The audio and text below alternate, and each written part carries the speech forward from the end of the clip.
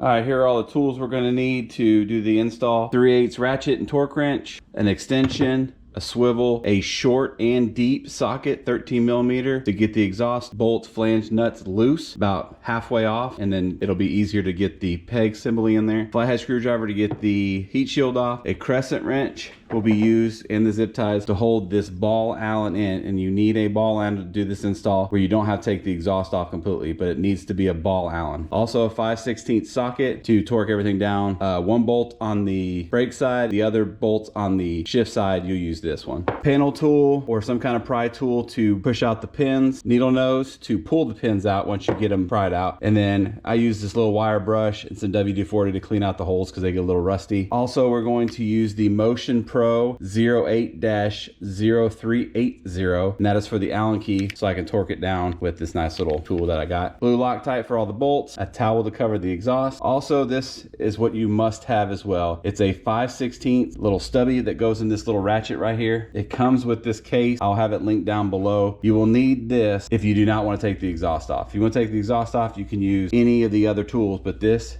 you will not have to take the exhaust off. And I'll link everything down in the description below. All right, let's get into the install.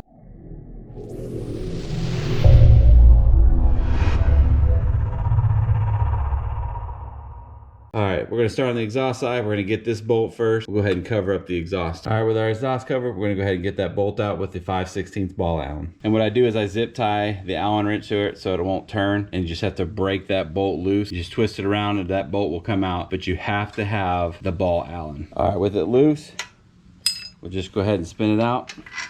Pull the bolt out. All right, next we're gonna take this bolt out. Same Allen key. You can use the socket or the Allen key. I'm just gonna go ahead and use the Allen key. Go ahead and remove this bolt. Bolt.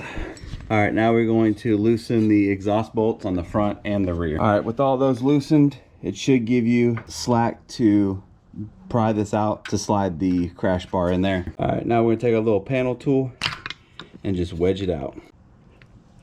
Just pry it out a little bit just to get you enough to bend it like that, and then we'll take our needle nose and twist it out. Now we'll put a cloth down over our exhaust, and we're just gonna twist this till it comes out.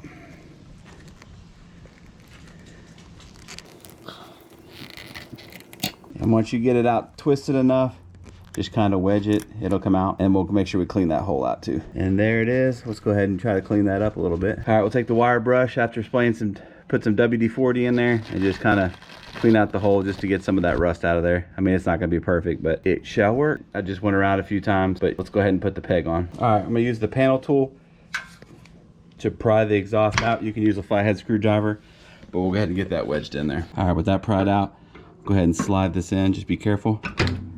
Once you get the peg lined up, you're gonna need to use this flat washer that they give you, the longer bolt with a washer, and get it lined up. This is the hard part, is getting everything lined up. But as long as you have the exhaust loose, it goes on very smooth. All right, with that bolt in there, now we're going to get this bolt. I'm using the longer bolt with a washer. Just twist it in there enough to get the Allen wrench in there, and then you can twist the rest of it. All right, now we'll go ahead and get this bolt, which is the smaller bolt with the washer. All right, that bolt right here is a pain to get in, but what I did is just stuck my hand on the round side, just get it started. We'll get it snug enough where I can get this bit inside there. It's a 5/16. I'll have it linked down in the description, but this is the only way I think you can get it without taking the whole exhaust off. Now the bolt's in enough. You have the 5/16 Allen key in there. Now we'll take our ratchet and then ratchet it down. And what I'm doing is putting my finger through this hole and ratcheting it down.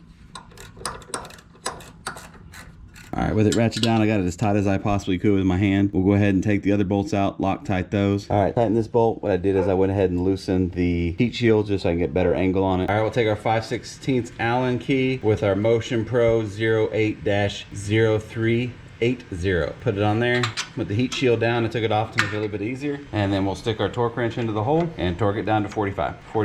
All right, then we'll take our 5/16 regular Allen and torque down the bottom one. All right, we'll torque this one down to 45. All right, now we'll line back up the heat shield with the bracket itself. All right, with the heat shield lined back up, we will tighten down the screws. And we'll tighten these down hand tight.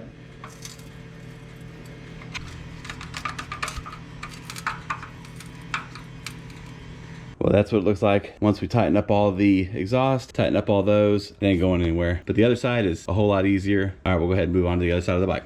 All right, we're gonna take our panel tool and we are going to pry these things out to flap them out a little bit. And then we'll take our needle nose or pliers, whatever we want, and just start twisting them out. And once they get out far enough, you can twist it with your hand, and there it is. Do the same thing with this one. This one's a little bit harder because it's wedged in there good.